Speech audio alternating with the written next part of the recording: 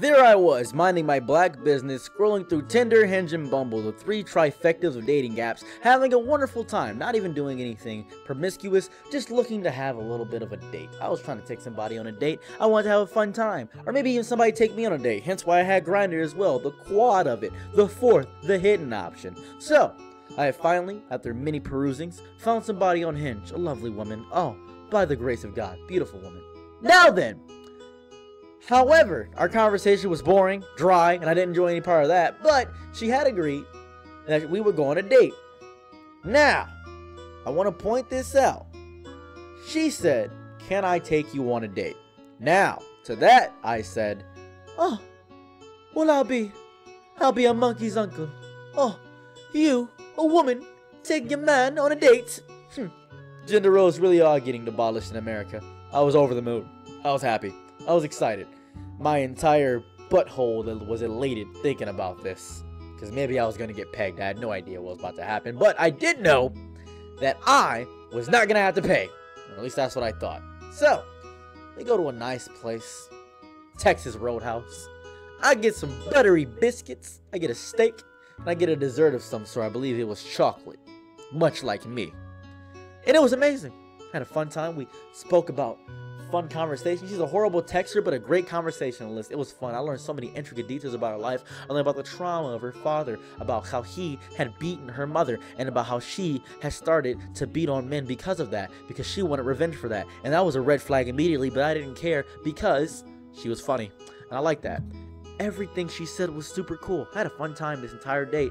Waiter was fun. Waiter was joining in on the jokes. We asked him if he was circumcised. He said no. We shooed him away and asked for a different waiter because get that no snip out of here, turtleneck. Great time. Had a fun way through. Everything was great. Until the bill came. Oh, sitting on Capitol Hill, it is just a bill. I witnessed this, looked over through, put my glasses on, and I said, "Gee willikers, that's quite the number." I slid it over to her. And she said, "What are you doing?" I said, "What am I doing? You took me on the date. Aren't you paying?" She said, "Oh," as if everything changed. A 180 in her entire personality. I was a little perplexed and confused.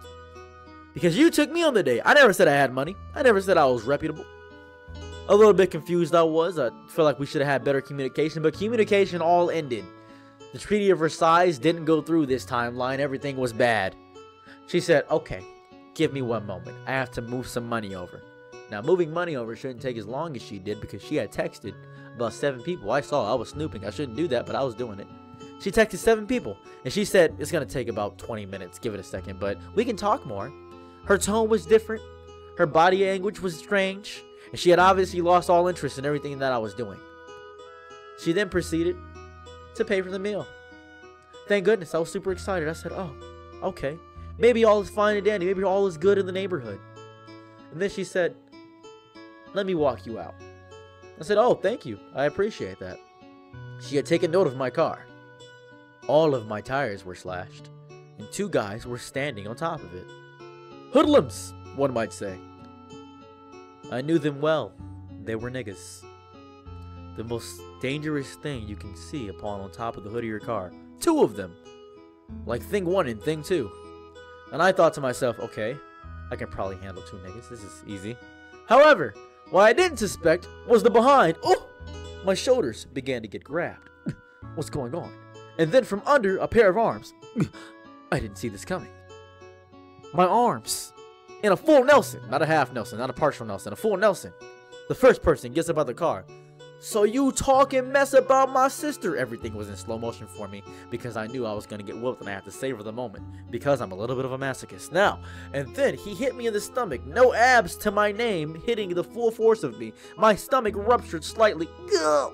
I let out an exasperated noise. He was much taller than me. His fists were like hamburger helper mitts. Everything in my body left my soul. I left my lunch. My steak that I patiently ate was not fully digested. It left my body immediately. A little bit of throw up came up, but I was keeping it in until the second punch came with the force of God. Boom!